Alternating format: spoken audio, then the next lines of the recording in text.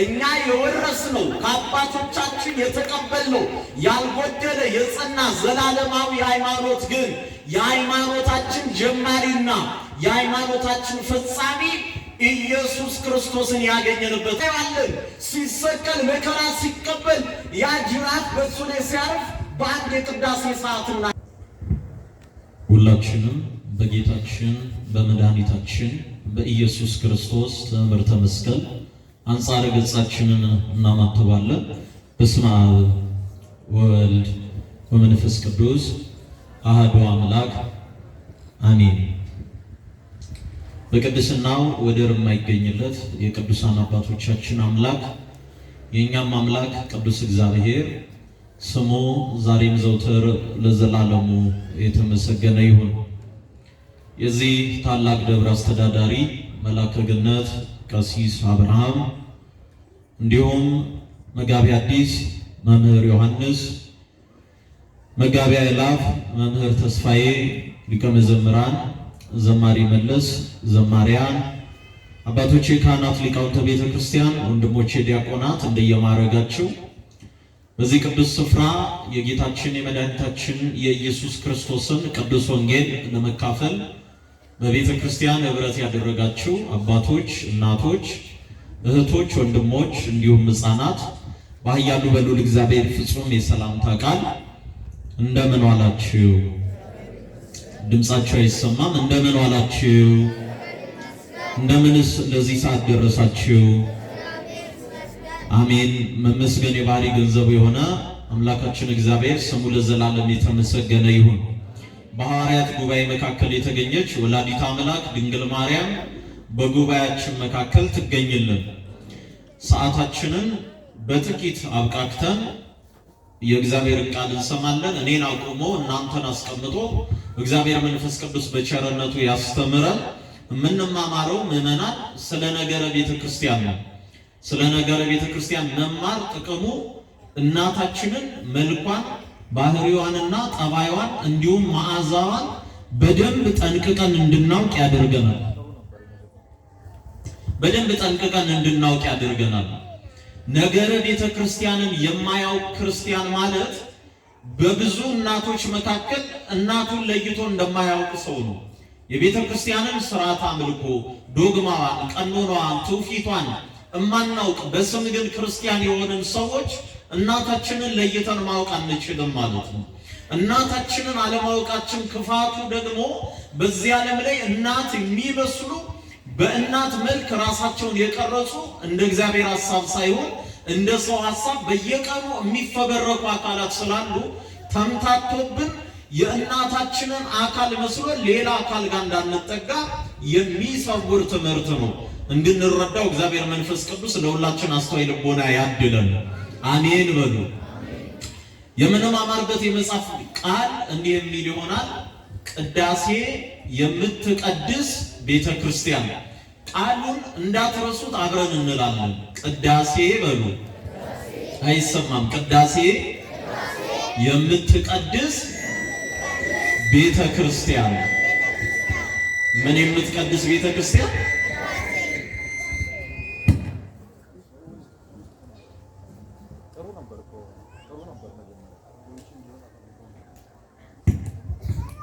ቅዳሴ የምትቀድስ ቤተ ክርስቲያን። ይህንን የመጽሐፍ ቃል ያገኘሁት በነገረ መለኮት ትምህርት ቤት ቆይታዬ እጅግ በጣም የምንወደው አንድ ፕሮፌሰር ለመጽሐፉ መነሻ ሐሳብ አድርጎ የጻፈው ክፍል ነው። ምዕመናን በጣም ልብ ብላችሁ ስሙ። የእኛን ቤተ ክርስቲያን ለመግለጽ የሩሲያ ኦርቶዶክስ ቤተ ክርስቲያን ፓትርያርክ አሌክሲስ የሚባሉ አባት በ1970 ዓመተ ምህረት በአንድ አየር ማረፊያ ውስጥ አንድ ጋዜጠኛ አግኝቶ ያለችው ሰዓት በጣም ጥቂት ስለሆነች አባቴ የእናንተ ቤተ ክርስቲያን ምን አይነት ቤተ ክርስቲያን ናት? ከቃሉ ጋር ናቸው። ይሰማል። የእናንተ ቤተ ክርስቲያን ምን አይነት ቤተ ክርስቲያን ናት? በጣም በአጭር ቃል ንገሩኝ ብሎ ሲላቸው እኛ አባት የኛ ቤተ ክርስቲያን ቅዳሴ የምትቀድስ ቤተ ክርስቲያን ናት አሉ። ልብ በሉ። ምን የምታደርግ ቤተ ክርስቲያን? አይሰማም። ምን የምታደርግ ቤተ ክርስቲያን? ቅዳሴ የምትቀድስ ቤተ ክርስቲያን። ይህ በመላው ዓለም ያለችውን ቤተክርስቲያን ሊወክል የሚችል ቃል ነው። የኛ ቤተክርስቲያን ዓላማዋ፣ ስራዋ፣ ህይወቷ፣ አገልግሎቷ ቅዳሴ መቀደስ ነው። እዚህ የተሰበሰብነው ሁሉ ብፁዕ ቅዱስ አቡነ ጳውሎስ በረከታቸው ይደርብንና በአንድ ንግግራቸው እንደነገሩን እዚህ የተሰበሰባችሁ ሁላችሁ ለመቀደስ ተሰብስባችኋል። የቅድስናው ተካፋይ ለመሆን በዚህ ተሰብስበናል። ለሌላ ዓላማ አይደለም። ወንጌል የምንሰማው፣ ንስሐ የምንገባው፣ ቅዱስ ቁርባን የምንቀበለው፣ የምንዘምረው፣ እልል የምንለው፣ የምናጨበጭበው፣ በቅዳሴ ሰዓት የምንሳተፈው ለመቀደስ ነው። ያ ቅድስና ደግሞ የቅድስና ምንጭ ከሆነው ከእግዚአብሔር የሚቀዳና በማየት በመንካት ሌሎችም በስሜት ሕዋሶቻችን ከጉዳዩ ጋር ባለን ቀጥተኛ ሱታፌ ወደኛ የሚንጸባረቅና የመለኮት ክብር ተካፋዮች የሚያደርገን ነው። ስለዚህ የኛ ቤተክርስቲያን መሰረታዊ ባህሪዋ የሚለካው ቅዳሴ የምትቀድስ ቤተክርስቲያን ስለሆነች ነው። በዚህ የሰበሰበን አምላክ ክብርና ምስጋና ይግባው። የምትቀድስ ቤተክርስቲያን የነካትን፣ የገባባትን፣ የዳሰሰችውን፣ የወደቀባትን፣ የምትወድቅበትን ሁሉ የምትቀድስ ቤተክርስቲያን ናት ያለች። ምንም አይነት በዚህ ዓለም ያለ ርኩሰት ሊያረክሳት አይችልም። የትኛውም አይነት ኃይል ሊያፈርሳት አይችልም። የማትፈርስ መቅደስ ነሽ እያልን እምናነሳት ለዚህ ነው። አንድ ወጥ በሆነ ማንነት ውስጥ ያለች ቤተክርስቲያን ውስጥ ነው ያለነው ወገኖች። አሁን ያለንበት ዘመን የሚቀያየር ዘመን ነው። ከቃሉ ጋር ናቸው። ምን የሚል ዘመን ነው? የሚቀያየር ዘመን ነው። ትናንት የነበረው ነገር ዛሬ የለም። ዛሬ ያለው ነገር ነገ የለም። ሁሉም ነገር ይቀያየራል። ኦርቶዶክሳዊነት ግን አለመቀያየር አለመለወጥ ነው። በከመ መሃሩነ አበዊነ አባቶቻችን እንዳስተማሩን ትላንት እንደነበረው ዛሬ ያለው ነገ የሚኖረው የሚቀባበሉት የሚያስተላልፉት ነው። እንደው በጣም ልብ ብላችሁ አይታችሁ ከሆነ እኛ ሕፃናት እያለን ገና መጾም እንኳን በማንችል ሰዓት ስኳር ተደብቀን በምንቅም ጊዜ ሳይቀር እናቶቻችን እጆቻችንን ይዘው ወደ ቤተ ክርስቲያን ያመጡናል። ከቃሉ ጋር ናችሁ? ልብ በሉ። በጣም ሕፃናት እያለን እናትና አባቶቻችን ለፍልሰታ ሊያስቀድሱ ሲመጡ ወደ ቤተ ክርስቲያን ይዘውን ይመጣሉ። እና ብዙ ሰው ካደግን በኋላ የሚናገረን ነገር ቢኖር እናንተ ኦርቶዶክሳውያን ከእናትና ከአባታችሁ ሃይማኖት ስለወረሳችሁ እንጂ አውቃችሁ ተረድታችሁ መርምራችሁ ክርስቲያን አልሆናችሁ፣ እንዲሁ ዝም ብላችሁ ወርሳችሁ ነው። ሃይማኖት ደግሞ አይወረስም ይሉናል። አልተባላችሁም ወገኖቼ? በጣም ብዙ ሰው ሃይማኖት አይወረስም ይላል። ምን አይወረስም? አይሰማም። ምን አይወረስም? ሃይማኖት አይወረስም ይለናል። ለእንደዚህ አይነት ሰው የምትመልሱት አጭር መልስ ሐዋርያው ቅዱስ ጳውሎስ ወደ ገላትያ ሰዎች በጻፈው መልእክቱ ምዕራፍ 1 ከቁጥር 8 ላይ ደስ የሚል ቃል አለ። የቃሉ ይዘት እንኳንም ሃይማኖታችንን ወረስን ያሰኛል። እስኪ በሉ እንኳን ወረስን በሉ። አይሰማም? እንኳን ወረስን በሉ። ለምን መሰላችሁ እንደዚህ የምላችሁ? ብዙ ሰው ከእናት ከአባቱ መሬት ወርሷል፣ መኪና ወርሷል፣ ቤት ወርሷል። በወረሰው መኪና ብዙ ሰው ተገልብጦ ሙቷል። በወረሰው መሬትና ንብረት የተነሳ ከወንድሞቹ ጋር ተጋድሏል። እኛ የወረስነው ከአባቶቻችን የተቀበልነው ያልጎደለ የጸና ዘላለማዊ ሃይማኖት ግን የሃይማኖታችን ጀማሪና የሃይማኖታችን ፈጻሚ ኢየሱስ ክርስቶስን ያገኘንበት ሃይማኖት ነው። ክብርና ምስጋና ለእሱ ይሁንለት። ከእሱ የተገናኘንበት ሃይማኖት ፍጹም የሆነ የጸና የተቀደሰ ጀማሪ ፈጻሚም ያለው ጀማሪው ደግሞ በመቃብር የሌለ በዚህ ዓለም ያሉ ተቋማትን የመሰረቱ ሰዎች ሁሉ ዛሬ መቃብራቸው ይጎበኛል። ወገኖቼ የኛ ሃይማኖት ጀማሪ ኢየሱስ ግን መቃብሩ ባዶ ነው። ክብርና ምስጋና ለእሱ ይሁንለት። በዚህ የለም ተነስቶ ሞትን ድል አድርጎ በአባቱ ቀኝ የተቀመጠ የሃይማኖት ጀማሪ የሃይማኖትን ፍጻሜ ሊቀ ካህናት ኢየሱስ ክርስቶስ አለ። ለዚህ ነው አባ ጊዮርጊስ ዘጋስጫ እንደው በጣም አሳጥሬ ልንገራችሁና ሰዓታት ዘሌሊት ላይ ለቅዱሳን እግዚአብሔር በተከላት በደብተራ ድንኳን ውስጥ ለቅዱሳን የሚቆምላቸው ኢየሱስ ክርስቶስ ነው። የሚቆምላቸው ምን ብሎ ይቆምላቸዋል ሲባል ደሜን ያፈሰስኩላቸው እነዚህ ናቸው። የዋጀኋቸው የሰበሰብኳቸው ከሞት ወጥመድ ነፃ ያወጣቸው እኔ ነኝ። እኔ እነሱም የኔ ናቸው። ክብርና ምስጋና ደስ ይበለን። እንዲህ እያለ ይናገርልናል። ስለዚህ እንኳን ወረስን። ታዲያ ቅዱስ ጳውሎስ ስለ መውረስ ምን አለ ካላችሁ እኛ ከሰበክንላችሁ በቀር ከቃሉ ጋር ናቸው። እኛ ምን ካልንላችሁ በቀር አባቶች ናቸው እኮ ይህንን ያሉት። እኛ ከነገርናችሁ እኛ ካስተማርናችሁ ሌላ የተለየ ወንጌል የሰማይ መልአክም ቢሆን ቢሰብክላችሁ የተረገመ ይሁን ስላሉና ሐዋርያት በዛ ዘመን የሃይማኖትን ቃል ስላጸኑ እንኳንም ከእናትና ከአባቶቻችን ወረስነው። እነሱ ያደረጉትን እንኳን አደረግን። እነሱ በሄዱበት መንገድ እንኳን ተመላለስን። እነሱ የጽድቅን ሕይወት በኖሩበት ሕይወት እንኳን ተመላለስን። እንኳን ክርስቲያን ሆንን። እንኳን እንደ አባቶቻችን አመለክን። እንኳን እንደ እናቶቻችን በቅዳሴ ተሳተፍን።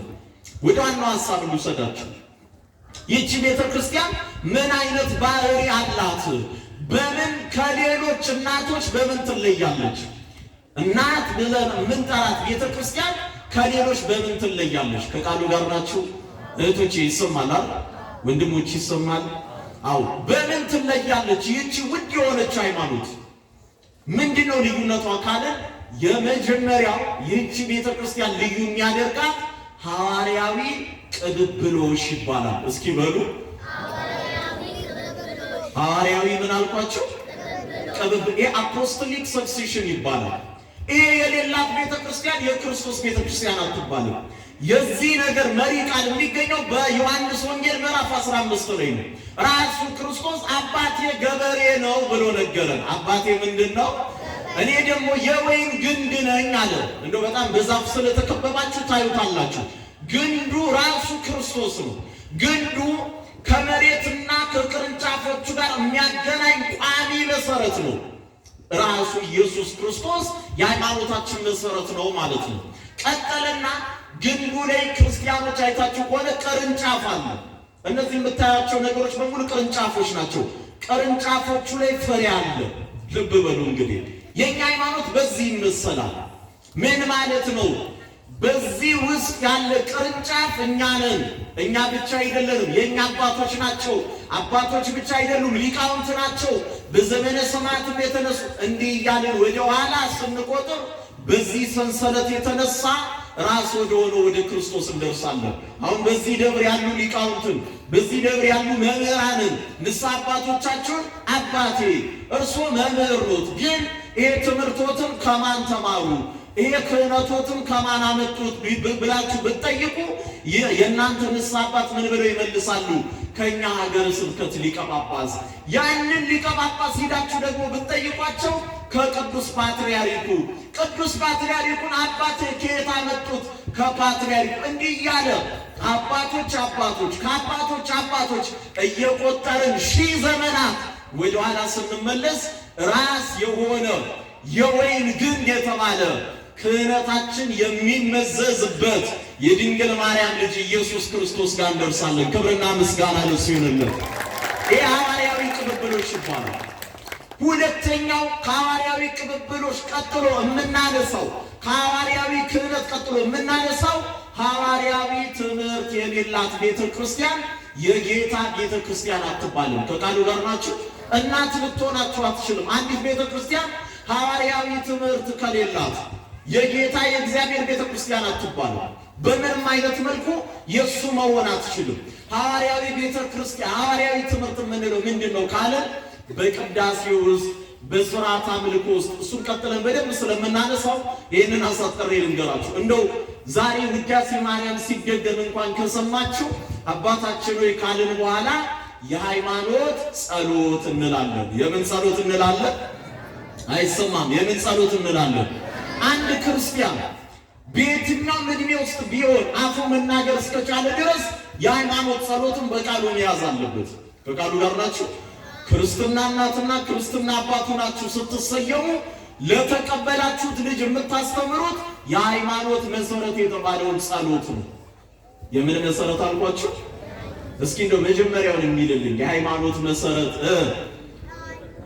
ሁሉን የፈጠረ አንድ አምላክ በሚሆን በማን እናምናለን? እንዲህ እያለ ስለ አብ፣ ስለ ወልድ፣ ስለ መንፈስ ቅዱስ፣ ስለ ጥምቀት፣ ስለ ቁርባን፣ ስለ ትንሣኤ ሙታን፣ ስለ ነገረ ቤተ ክርስቲያን አጠር ባለ ቃል በሦስቱ ጉባኤያት የተዘጋጀው ይህ የሃይማኖት ጸሎት የቤተ ክርስቲያን መለያዋ ነው፣ ምልክቷ ነው። ይሄ የሌላት ቤተ ክርስቲያን የእግዚአብሔር ቤተ ክርስቲያን አትባልም። በዚህ ዓለም ላይ ለእግዚአብሔር ሐሳብ ሳይሆን ለግለሰቦች ጥቅምና ሐሳብ የተሰራች ቤተ ክርስቲያን ናት። እናታችን ልዩ የሚያደርጋት ይህ ሃይማኖት ወይም ይህ የሃይማኖት መግለጫ አፖስቶሊክ ክሪድ የምንለው ስላለባት ነው። በዚህ የሰበሰበን አምላክ ክብርና ምስጋና ይግባው። ይህ የሃይማኖት ጸሎት ምዕመናን ደግሜ ላስታውሳችሁ፣ እያንዳንዱ ክርስቲያን በቃሉ ሊይዘው የሚገባ ነው። ሃይማኖት ምንድን ነው ሲባል ይህ ነው ብሎ የሚገልጠው የሃይማኖት መግለጫ የሆነ ጸሎት ነው። አያችሁ፣ በጸሎታችንም ውስጥ የሃይማኖታችንን ነገር እናወሳበታለን። ሶስተኛው ይሄ ከሐዋርያዊ ቅብብሎሽ ከሐዋርያዊ ትምህርት ቀጥሎ የሚነሳው ሐዋርያዊ ስርዓት አምልኮ የሌላት ቤተክርስቲያን የጌታ ቤተክርስቲያን አትባልም። እንዴት ካላችሁ ራሱ ጌታችን መድኃኒታችን ኢየሱስ ክርስቶስ ስለ አምልኮት መልክ ደጋግሞ ነግሮናል። አንዳንዶች የሚያመልኩ ይመስላሉ፣ ግን አምልኮ ከመለኮታዊ ኃይል ከተለየ አምልኮ ሊሆን አይችልም። አንድ ሰው በአማረ ዜማ ስላዜመ፣ አንድ ሰው በአማረ ቅላጼ ስላንጎራጎረ፣ አንድ ሰው ስለ አንድ ነገር አብዝቶ ስላወራ ከሚያወራለት ነገር ጋር አካላዊ ንክኪ አድርጓል ማለት አንችልም። ከቃሉ ጋር ናቸው። አንድ ሰው እንደው በነገረ መለኮት ትምህርት ቤት ምን አይነት ጥያቄ ጠይቅ ነበረ? እንደው የነገረ መለኮት ሰው የሚባለው ምን አይነት ነው? ወይም የነገረ መለኮት ምሁር የሚባለው ሰው ምን አይነት ነው ሲባል የሚመለስለት አጭር መልስ አለ። የሚጸልይ ሰው የነገረ መለኮት ሰው ነው ይባላል። ወይም ቴዎሎጂያን ነው ይባላል። ምን የሚያደርግ ሰው አልኳችሁ? የሚጸልይ ሰው። በክርስትና ውስጥ ወገኖቼ ስለ እግዚአብሔር አብዝቶ ማውራት ክርስቲያን አያስብልም። ከቃሉ ጋር ናቸው። አይሰማም። ስለ እግዚአብሔር ብዙ ስላወራን እግዚአብሔርን እናውቀዋለን ማለት አይደለም። ከእግዚአብሔር ጋር ማውራትና ስለ እግዚአብሔር ማውራት ይለያያል። ከቃሉ ጋር ናችሁ ወይ? አንድ ሰው በጣም አብራርቶ መጽሐፍ ቅዱስን ስለ እግዚአብሔር እንዲያድርጓል፣ እንዲሰርቷል፣ እንዲፈጥሯል ስላለ ክርስቲያን ነው ወይም ቴዎሎጂያን ነው ማለት አንችልም። አንድ ሰው እንደዛ የሚል ማለት የሚያገኘው ስለ እግዚአብሔር ስላወራ ሳይሆን ከማን ጋር ካወራ ነው? አይሰማም። ከማን ጋር ካወራ ነው? ከእግዚአብሔር ጋር። ደግሞ የምናወራው በምስጢራተ ቤተ ክርስቲያን በኩል በጸሎት በኩል ነው ከእግዚአብሔር ጋር የምናወራው። እንደዛ ማውራት ካልቻልን ስለ እግዚአብሔር ብንተነትን በስሙ ታምራት ብናደርግ ራሱ እግዚአብሔር ላያውቀን ይችላል። አላውቃችሁም ሊለን ይችላል። እንዲህ እንዳንባል ማን ይርዳን? ክርስቲያኖች በዚህ ዓለም ላይ በጣም የሚያሳዝኑ የሚባሉ ሰዎች አሉ። መጽሐፍ ቅዱስ ውስጥ ላይ አንብቤ የማዝንላቸው ሰዎች፣ በእኔ በደካማ አእምሮ በጣም የማዝንላቸው ሰዎች ጌታችን መድኃኒታችን ኢየሱስ ክርስቶስ አላውቃችሁም ያላቸው ሰዎች ናቸው። ምን አልላችሁ? አይሰማም። ምን አልላችሁ? ነቃ በሉ። አላውቃችሁም ያላቸው ሰዎች ያሳዝናሉ። መጽሐፍ ቅዱስ ውስጥ ምን ሆነው ነው ያሳዘኑ? በምንድን ያሳዘኑት ካላችሁ በጌታ በኢየሱስ ስም ብዙ ስራ እዚህ ዓለም ላይ ሲሰሩ ቆይተዋል። ስለ ኢየሱስ ሲያወሩ ቆይተዋል። ሲመሰክሩለት ነበር። በየአደባባዩ ተቀበሉት እያሉ ሲጮህለት ነበር። ግን ትክክለኛውን ኢየሱስን ለካስ አልነበረም። ታውቃላችሁ አይደል? ሌላ ኢየሱስ አለ። ምዕራባዊው ዓለም በምናቡ የፈጠረው እኛ ከምናመልከው ከባህሪ አባቱ ከአብ ከባህሪ ሕይወቱ ከመንፈስ ቅዱስ ጋር ከተካከለው ውጭ የምዕራቡ ዓለም የፈጠረው ኢየሱስ አለ። እሱን ነው ሌላ ኢየሱስ ያሉት ሐዋርያት። ከእሱ ልንጠበቅ ያስፈልጋል። በስሜ ይመጣሉ ያላቸው ሌሎች ዓለም የፈጠራቸው ኢየሱሶች አሉ። ከእሱ መጠበቅ ያስፈልጋል ወገኖች። ሌላ የሆኑ አዲስ የሆኑ በነቢያት ከተነገረው በሐዋርያት ከተሰበከው ውጭ ከሰማያት ከወረደው ራሱን ፈትቶ ቆርሶ ካበላን ካጠጣን ኢየሱስ ውጭ ሰዎች የሚያወሩለት ኢየሱስ አለ። ታዲያ እነዚህ ሰዎች ራሱ ኢየሱስ በክብር ተገልጦ በሚያስፈራ በብርሃነ መለኮቱ ዓለምን አጥለቅልቆ ይህችን ዓለም እንደ ብርሃን አሳልፎ ሲቆም አንድ ጥያቄ ጠይቋቸዋል። እናንተን ግን አላውቃችሁም አላቸው። ምን አልላችሁም አላቸው? አይሰማም። ምን አልላችሁ? እነሱ እኮ ስለሱ እያወሩ መስሏቸው ነበር። እንዴ ጌታ ሆይ አሉት። ልብ በሉ፣ ጌታ ሆይ በአንተ ስም እኮ ድውያን ፈውሰናል። ከቃሉ ጋር ናቸው። በአንተ ስም ምን አድርገናል? ድውያን ሙታን ስተናል። በስም ታምራት አድርገናል። አዎ አድርጋችኋል። እኔ ግን ምን አልላችሁም አላችሁ። አላቃችሁም አላችሁ። ስለዚህ ክርስቲያኖች ስለሱ ማውራት ሳይሆን ክርስትና ከእርሱ ጋር ማውራት ነው። ከእርሱ ጋር በምንድን የምናወራው ካልን በጸሎት። ምን አይነት ጸሎት? ሐዋርያዊ ጸሎት፣ ሐዋርያዊ ሥርዓት አምልኮ።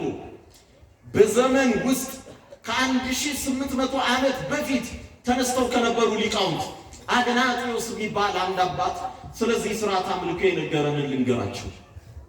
ሁልጊዜ በሰዎች ማዕድ በሚበሉበት ስፍራ የተሳለ አንድ ስዕል አለ። ጌታችን መድኃኒታችን ኢየሱስ ክርስቶስ በማዕድ ላይ ቁጭ ብሎ ከ12 ሐዋርያት ጋር ህብስት የሚካፈልበት ነው። እሱ በመካከላቸው አለ።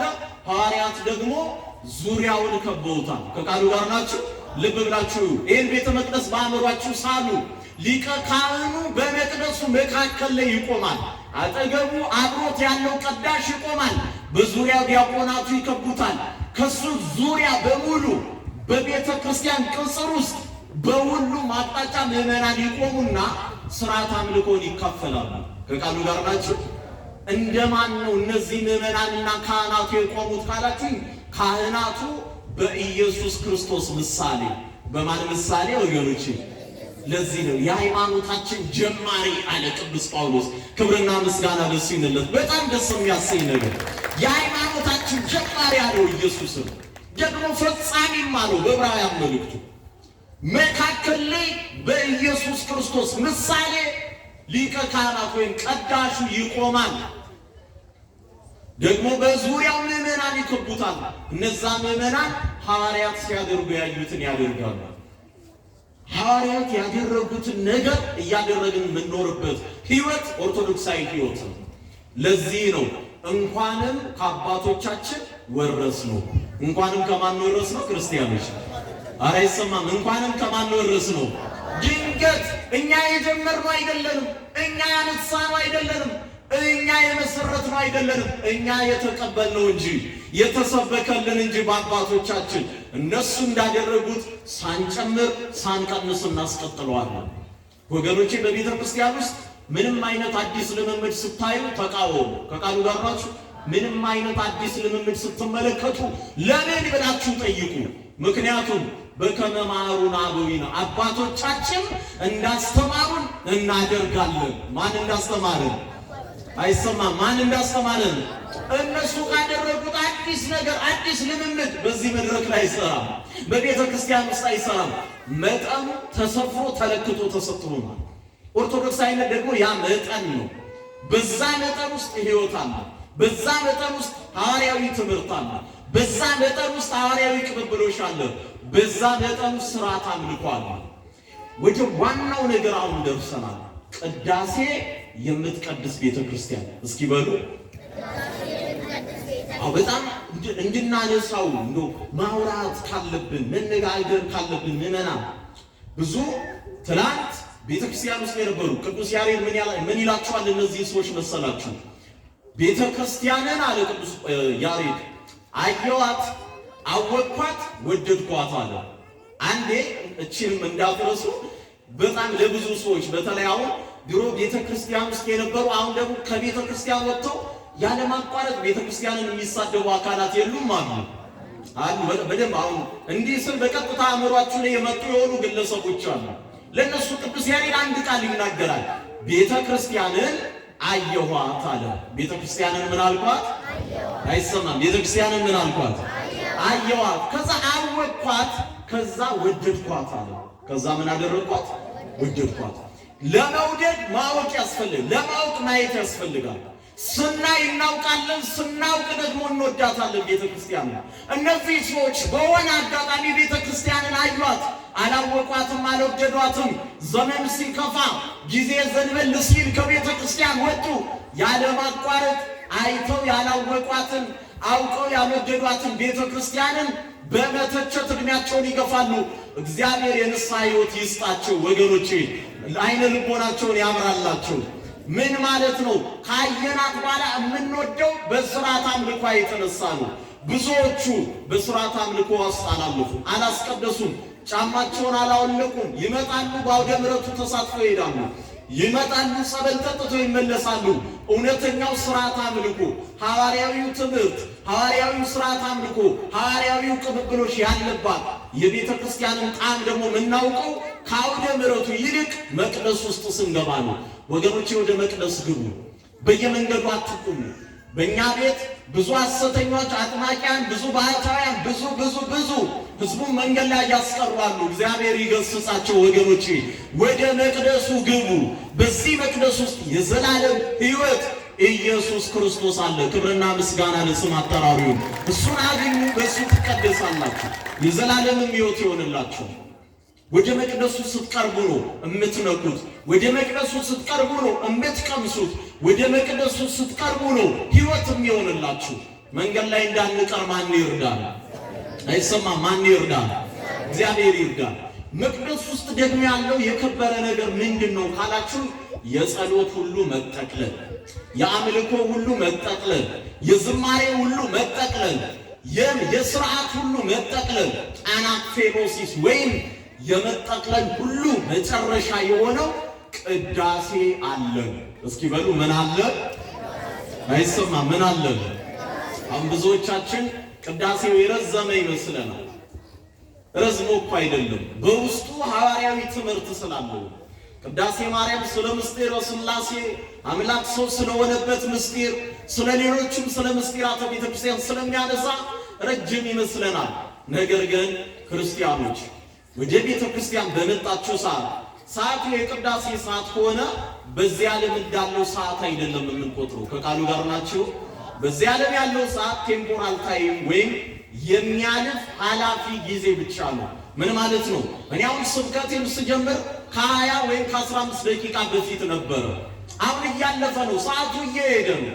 በቅዳሴ ሰዓት ግን አለፈ የሚባል ጊዜ የለም። ከቃሉ ጋር ናችሁ? ምን አለ የሚባል ጊዜ የለም። አለፈ የሚባል ጊዜ የለም።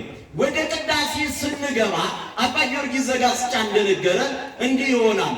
ከዚህ ዓለም እንለያለን። ከዚህ ዓለም ምን እንላለን? እንለያለን።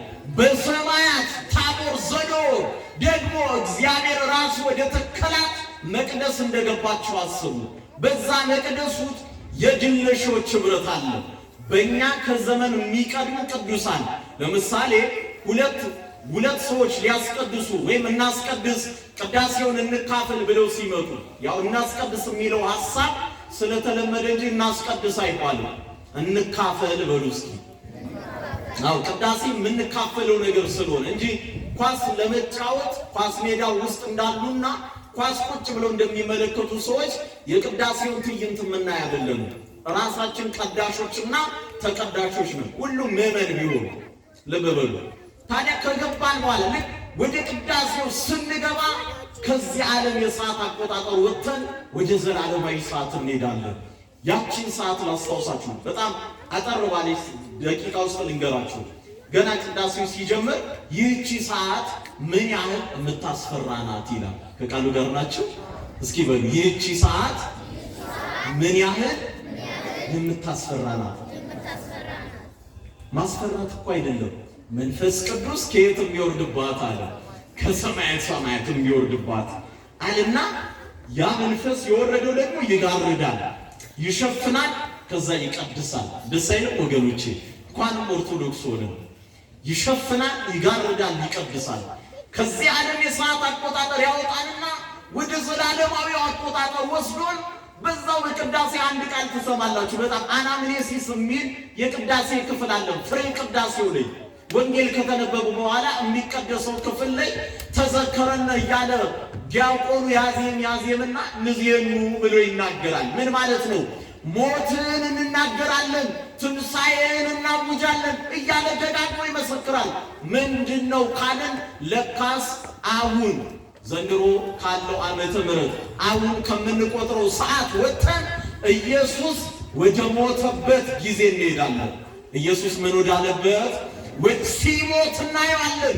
ሲሰቀል መከራ ሲቀበል ያ ጅራት በእሱ ላይ ሲያርፍ በአንድ የቅዳሴ ሰዓት እናየዋለን። መስዋዕቱ ሲሰዋ ቤተክርስቲያን እኮ አዲስ መስዋዕት አትሰዋም። ራሱ ክርስቶስ የተሰዋበትን መስዋዕት ዕለት ዕለት ታቀርባለች። ሲሰዋ ቁጭ ብለን እናይና ያ ዲያቆን ቀጥሎ ትንሣኤህን ካለ በኋላ የሞተውን ደግሞ ሞትን ድል አድርጎ የተነሳውን ያንኑ የማይቀየረውን ትናንትም ዛሬም ነገም ያው የሆነው ኢየሱስን እንደሞተ እንደተነሳ ካየን በኋላ በዛችው ሰዓት ወደ ዳግም ምጽአቱ ሂደን በዳግም ምጽአቱ ለኛ በክብር ሲገለጥ እናያለን። አይገርምም ክርስቲያኖች? በአንድ ቅዳሴ እኮ ነው ይሄ ሁሉ የሚሆነው። ሞቱን ትንሣኤውን ዳግም ምጽአቱን እናያለን። ከኛ አቆጣጠር በላይና ውጭ ይሆናል። ቦታውም ተቀይሮ ጽራራያም ይሆናል። ያ ድግስ የተደገሰበት ያ እራት የሚበላበት ስፍራ ይሆናል። በዛ እንቀደሳለን። እሱ ብቻ አይደለም። ቅዳሴያችንን ልዩ የሚያደርጉ 5 መስዋዕቶች ይሰዋሉ። ስንት መስዋዕቶች ይሰዋሉ? ይሰማል አይደል? ስንት መስዋዕቶች ይሰዋሉ? 5 መስዋዕቶች። በጣም አሳጥሬ እሱን እነግራችሁና አበቃለሁ። ሰዓታችን በጣም ስለሄደ የመጀመሪያው በዚህ በቅዳሴያችን ሰዓት እንዳልኳችሁ ምዕመናን 5ቱ ቅዳሴያን ካህናት ብቻ አይደሉም የሚቀድሱት፣ እኛም ቀዳሾች ነን። ምዕመናን እኛም ምን አድራጊዎች ነን? ቀዳሾች ነን። እኛም መስዋዕት አቅራቢዎች ነን። ብዙ ሰው ይደነግጣል እንደዚህ ስል። መጽሐፍ ቅዱሳዊው ሐሳብ የሐዋርያት ትምህርት ግን የሚያሳየን ነው። የመጀመሪያው ከሚቀርቡ መስዋዕቶች መካከል ምዕመናን ለቤተ ክርስቲያን መባ አድርገው ከሚያስገቡት መካከል የዕጣን መስዋዕት ይሰዋል። የምን መስዋዕት ይሰዋል? አይሰማም። የምን መስዋዕት ይሰዋል? አዎ፣ ለዚህ ነው በትንቢተ ሚልክያስ ምዕራፍ 1 ቁጥር 11 ላይ የዕጣን መስዋዕት እንዴት እንደሚሰዋ ለእግዚአብሔር ሲናገር ከፀሐይ መውጫ ጀምሮ እስከ መግቢያ ድረስ ስሜ በአሕዛብ ዘንድ ታላቅ ይሆናል፣ በየስፍራው ለስሜ ዕጣን ያጥናሉ ብሎ ነቢዩ ጌታ ከመወለዱ በፊት አስቀድሞ በራእይ ያየውን ከነገረን በኋላ የዚህ ራእይ መፈጸም ደግሞ በአዲስ ኪዳኗ ቤተ ክርስቲያን አንድ ጊዜ በቀረበው ለዘላለም ሕያው በሆነው መስዋዕት ውስጥ ሲታይ የዮሐንስ ራእይ ምዕራፍ 8 ቁጥር 4 ላይ የዕጣኑን ጢስ አለ። እስኪ በሉ የምን ጢስ? የዕጣኑ ጢስ ከቅዱሳን ጸሎት ጋራ።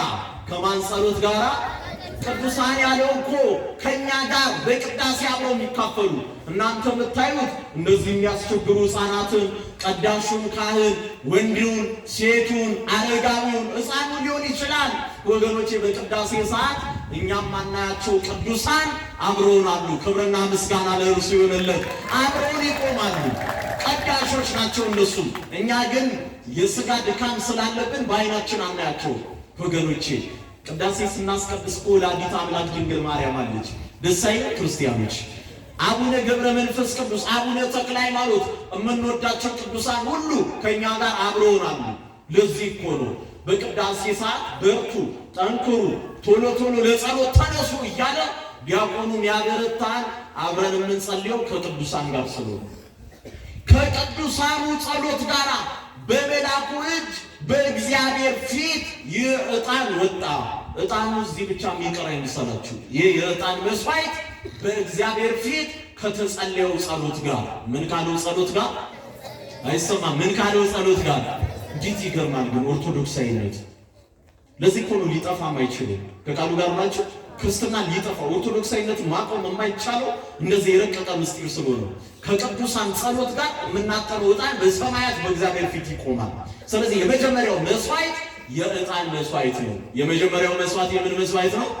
የዕጣን መስዋዕት። ሁለተኛ መብራት ይበራል። አይታችሁ ከሆነ መብራት እናበራለን በቅዳሴያችን ሰዓት። ይሄ መብራት እኮ አለ፣ ግን ጧፍና ሻማ ይበራል። ያ ራሱ የቻለ የተወደደ የተቀደሰ መስዋዕት ነው። ያ መስዋዕት ምንን ነው የሚያስታውሰን ካለ መዝሙረኛው በመዝሙር 119 105 ላይ ሕግ ለእግሬ መብራት ነው አለ። ምን ለእግሬ መብራት ነው? ስለዚህ በዛ መብራት ወንጌል ሲነበብ ልብ በሉ። ምን ሲነበብ አልኳችሁ? ወንጌል ሲነበብ አንዱ ዲያቆን ያንን መብራት ይዞ ይቆማል። ምን እያለ ነው? ይሄ ወንጌል ብርሃናችን ነው። ይሄ ወንጌል ጨለማውን ዓለም የሚያበራ የሚቀድስ እውነተኛ ብርሃን ነው። ክብርና ምስጋና ለእሱ ይሁንለት እያለ ያውጃል። እያችሁ አየዋት፣ አወቅኳት፣ ወደድኳት የምንለው ለዚህ ነው። ያየናትን ቤተክርስቲያን አሁን እናውቃታለን። ስናውቃት እንወዳታለን። ስንወዳት ደግሞ በቅዳሴው ተካፋይ እንሆናለን። ሶስተኛው መስዋዕት የከንፈር መስዋዕት ነው። የምን መስዋዕት ነው? አይሰማም። የምን መስዋዕት ነው? የከንፈር መስዋዕት። ካህኑ ዲያቆኑ ልክ በአብይ ዜማ በንዑሳት አዋጅ ባወጁ ሰዓት ምዕመናንም አብረው እኮ እየቀደሱ ነው። ተሰጥኦ ይመልሳሉ። ለጸሎት ተነሱ ሲል እንደገና ምዕመናን ምላሽ እየሰጡ ይቀጥላሉ። ይህቺ ስትሳደብ ሐሜት ስታማ የነበረች ከንፈር ለጌታ ለእግዚአብሔር መስዋዕት ሆና ትቀርባለች። ደስ አይልም ወገኖች? በቅዳሴ ሰዓት ስለ መለኮታዊ ነገር፣ ስለ እግዚአብሔር አነዋወር፣ ስለ ቅድስናው፣ ስለ ክብሩ፣ ስለ ማዳኑ፣ ስለ ሞቱ፣ ስለ ትንሣኤው፣ ስለ ዳግም ምጽአቱ ይህቺ ከንፈር መስዋዕት ሆና ትቀርባለች። ከንፈራችሁ ለእግዚአብሔር የተወደደ መስዋዕት ሆኖ ይቀርባል። ይሄ ያማንበት ይሄ ስንት ነገር ያደረገ ከንፈር ለማን ክብር ይቆማል ወገኖች? ለእግዚአብሔር ክብር። ለዚህ ቅዳሴያችን ራሱ መዝሙር ነው፣ መልስ አለ። ምዕመናንም ምዕመናን የሚሉት ይበል ካህን ይበል ዲያቆን የሚል ደግሞ ምዕመናን ይበሉ የተባለበት ክፍል አለ። በዛ ከንፈራችን ይቀደሳል። አራተኛው ሐዋርያው ቅዱስ ጳውሎስ እንደነገረን አራተኛው መስዋዕት የሰውነት መስዋዕት ይባላል። የምን መስዋዕት? አይሰማም። የምን መስዋዕት? የሰውነት መስዋዕት። እያንዳንዳችሁ የምታቀርቡት መስዋዕት እሱን ነው። ከቃሉ ጋር ናችሁ? አዎ፣ ሁላችሁ የምታቀርቡት መስዋዕት፣ ሕፃኑም፣ አዋቂው፣ ካህኑ፣ ዲያቆን፣ ሁሉም ቤተክርስቲያን ውስጥ ያለው በቅዳሴ ሰዓት ራሱን ለእግዚአብሔር ክብር የተወደደ መስዋዕት ያደርጋል። የተወደደ መስዋዕት ሐዋርያው ቅዱስ ጳውሎስ ወደ ሮሜ ሰዎች ምዕራፍ 15 ከቁጥር 15 ላይ የተወደደን መስዋዕት አድርገን ከራስ ፀጉር እስከ እግር ጥፍር ቀጥ ብለን ስንቆም ስንሰግድ ለጌታ ለእግዚአብሔር ስገዱ ስንባል ስንሰግድ፣ ተነሱ ስንባል ስንነሳ፣ ወደ ምስራቅ ተመልከቱ ስንል የምንቆመው እንዲህ የምናደርገው ሁሉ የሰውነት መስዋዕት ለእግዚአብሔር እያቀረብን ነው። ይህ ዝሙት የሚሰራው የሚበድለው የቆሮንቶስ ቤተክርስቲያን የተጻፈላት መልእክት በሙሉ የተቀደሰ የሰውነት ቅርጽ ይኑራቸው የተባለው በቅዳሴ ሰዓት ራሳችንን ቀድሰን ለእግዚአብሔር መስዋዕት አድርገን በራሴ አንተ ታዛለህ፣ በልቤ አንተ ታዛለህ፣ በእጆቼ አንተ ታዛለህ፣ በእግሮቼ እግዚአብሔር ወይ አንተ። ክርስትና ደስ የሚለው ራስን በሙሉ ለእግዚአብሔር አሳልፎ መስጠት ስለሆነ እግዚአብሔር መስዋዕታችንን ይቀበልልን። አሜን በሉ ምዕመናን። እግዚአብሔር መስዋዕታችንን ይቀበልልን። ከራስ ፀጉር እስከ እግር ጥፍር የተወደደ መስዋዕት እግዚአብሔር የሚቀበለው መስዋዕት አድርገን እናቀርበው። የመጨረሻው የመስዋዕት ሁሉ መጠቅለል የሆነው ካህናት አባቶቻችን የሚያቀርቡት የቅዱስ ቁርባን መስዋዕት ነው። የምን መስዋዕት ነው? አይሰማም። የምን መስዋዕት ነው? ያ መስዋዕት ዕለት ዕለት አዲስ አይደለም። ከቃሉ ጋር ናቸው። ዕለት ዕለት ምን አይደለም? ዛሬ ሌላ መስዋዕት፣ ነገ ሌላ መስዋዕት አይደለም። በቀራንዮ በዕለተ ዓርብ አንዴ ወደ ተቀደሰው ወደ ቀረበው፣ አንዴ ወደ ተቀደስንበት፣ አንዴ የጸቡ ግድግዳ ወደ ፈረሰበት ራሱ መስዋዕት አቅራቢ፣ ራሱ መስዋዕት ተቀባይ፣ ራሱ ሊቀ ካህናት ወደ ሆነው ወደ ኢየሱስ ክርስቶስ የሞትና የትንሣኤ ቀን የምንመለስበት ቅዳሴ ስለሆነ ያኔ የቀረበውን አዲስ መስዋዕት እንካፈላለን። ለዚህ ነው መጽሐፍ ቅዱስ ውስጥ አንድም ቦታ ኢየሱስን ሊቀ ካህን ብሎ የጠራ ሐዋርያ የለም። አትደንግጡ።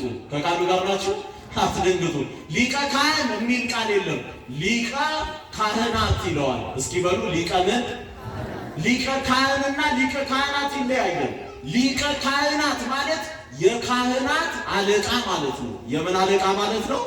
ሌሎች ካህናት በዚህ ዓለም ስላሉ የነሱ ሁሉ ሊቁ ነው። አንዱ መስዋዕት አቅራቢ ሆኖ ራሱ መስዋዕት ተቀባይ የሆነው ያንን መስዋዕት እንበላለን፣ እንጠጣለን።